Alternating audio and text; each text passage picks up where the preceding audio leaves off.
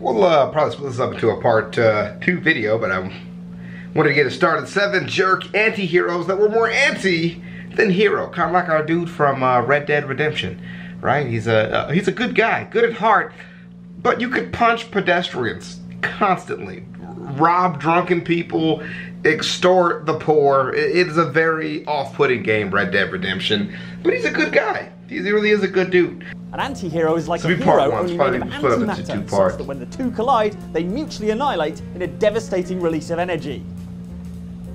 Oh, what? It's not?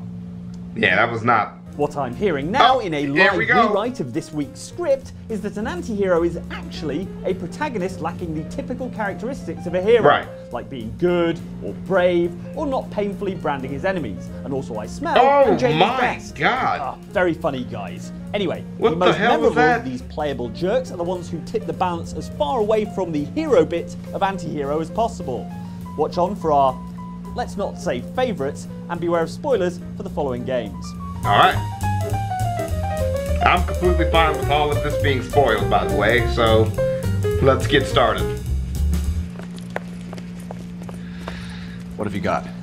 Looks like a drug overdose. Get away from him, Phelps. This is my case. Shut your mouth. Since when does a bagman work a case? I knew this creep wasn't on the morphine heist. Damn. Victim of his own product. Hey, detective! Can we back it off a notch? As a decorated war hero, he pulled the gun on him, homie didn't move at all, and the other deputy fucking freaked. Justice-seeking officer of the law, L.A. Noir's Cole Phelps has all the makings of a typical good guy. So why is he harder to love than a mouth ulcer? To answer our own rhetorical question, it's because Phelps is a straight-laced cold fish with all the charm of, I guess I'm going to say it again, mouth ulcer. Well, the head I found without a body piqued my interest. See what you think. Alas, poor Yorick, I knew him, Horatio. Is it real? Nobody laughed, bro. Life harangues his witnesses, and if you play the way we do, is always doing that thing where you stop your car to let your partner get in, then drive off a bit, then stop again so they chase after you, then drive off again when they reach you. Some swell harmonies, right? LAPD's finest. However much of a jerk Cole is, and it is a lot, what makes Cole Phelps compelling is how his unlikability proceeds authentically from his character flaws. His colleagues don't think much more of him than you do, and when you find out Phelps is still wrestling with the horrific outcome of a catastrophically bad call he made during World War II, it's a pretty complete portrait of a tragic jerk in a good suit. What do we do, Lieutenant? Jesus, look at all the kids! Stop the goddamn screaming! I need to think! And that's why he's always trolling his partners. How long are you going to do this? And also his witnesses. A nosy old hag like you knows everything about the people who live under her roof. Cole, please. To get to him, you have to get past me. Out of the way! Right, for Christ's sake, he doesn't have a gun! In this post-Red Dead Redemption world, assessing cowboy heroes is going to be tough because none of them are John Marston or Arthur Morgan, the world's best cowboys. Yep, in fact, 100%. This video was originally going to be titled Two Great Cowboys Who Are the World's Best Cowboys, but then someone said that we weren't doing that. Jane. That said, other cowboy games maybe at least try to have a good, likable protagonist and don't do what the early Call of Juarez games did, which is to make us play as Ray McCall, the least likable person in a cowboy hat since Madonna's Don't Tell Me period. Dude, the reticle in this looks fucking hideous. They'll do nothing of the sort. Chronologically, the Call of Juarez games begin with Call of Juarez Bound in Blood, in which you can play as either Ray or his brother Thomas, although why you would ever choose to play as Ray is beyond us. That's because he's a bitter, self-righteous, grumpy idiot who, at various points throughout the game, tells his brother Thomas that he'll kill him if he ever steals another woman from him. By the way, brother, if you ever steal another woman away from me, I swear to God I will take your life. Oh, okay. Kills an unarmed, groveling man in cold blood despite everyone else's protestations. The Lord forgave him? Yes. A cold-blooded murderer? Yes. Well, hell, that's good to know. Kicks his way into a terrified woman's home and then calls her a bitch. Now your turn, big man. Open it. Don't you move, bitch. and fatally shoots his other brother, William, for basically no reason. Ha! He didn't have a gun. If you think that any of that caused Ray to maybe assess his past behavior and try to change his ways, then you'd be right. But if you think any of that change was for the better, then you've got another thing coming, because in Call of Juarez, Ray is now older, grumpier, and an actual ordained preacher. What? This means he's going around doing basically the same violent, awful stuff, only loudly quoting the Bible as he does it. You're no man of God. I know what you are. I know who you And were. there was given to the beast No! saying great lies and blasphemy. Self-righteous son of a whore. You think heaven wants anything to do with you?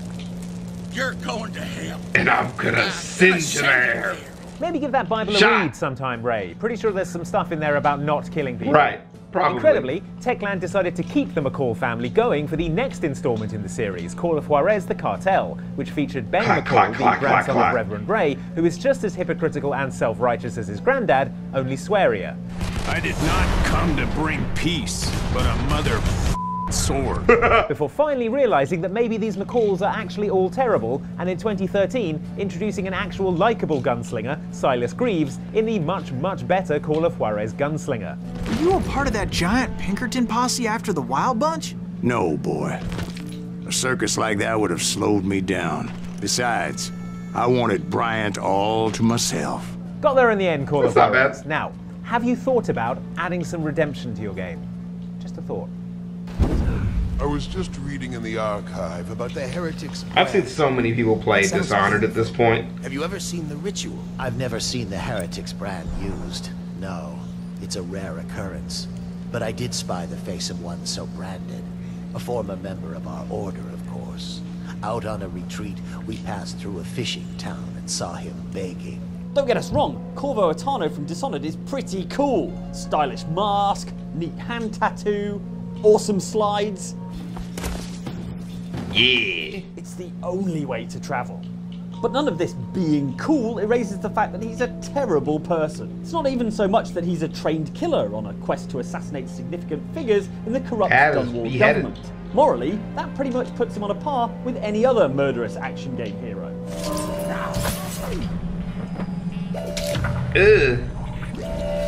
Remember, even John Marston shot literally hundreds of people on his way to redemption.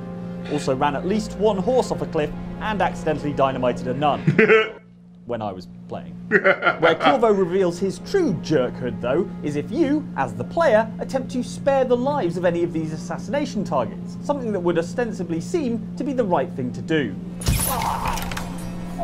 Alright, so they're unconscious. They Instead, sleep. Dishonored's non-lethal options just seem extravagantly cool. The Heretics Take High Overseer brand. Campbell, for Oh, example. yeah. Pick the non-lethal Give route, me and your Corvo brands face. him with the Heretics mark, causing him to be exiled. He eventually shows up as a Weeper, a sort of Dishonored plague zombie in a later mission. And, I assume, dies anyway while bleeding from his eyeballs. Great work, Corvo. Top heroing. Lady Boyle's fate is probably even worse, as Corvo decides to deliver her directly to her creepy stalker, Lord Brisby, who kidnaps her and takes her off to his private island, never to be heard of again. You found her! Quickly, let's get her on board. Jesus. Probably a zombie, I reckon. Ew. Dishonored 2 demonstrates that Corvo's level of chill hasn't increased at all in the intervening years, and he'd still give Jigsaw from the Saw movies a run for his money in needlessly horrible ironic punishments. Anton Sokolov made this lock. That's pretty fancy. Now you've got what you wanted, Ramsey. In the first proper mission, he locks Mortimer Ramsey in a safe with 1 month's worth of rations and sods off to Karnaca for a 2-month vacation. Yeah, he definitely leaves him here to die. Oh, he didn't starve to death. He's just made of stone forever now. Totally That's kind of good. Yeah, that's acceptable.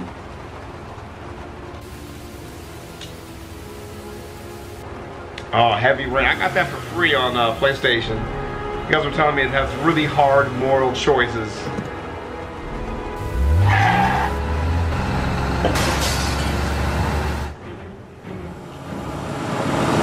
Oh! That's one way to get somebody's attention.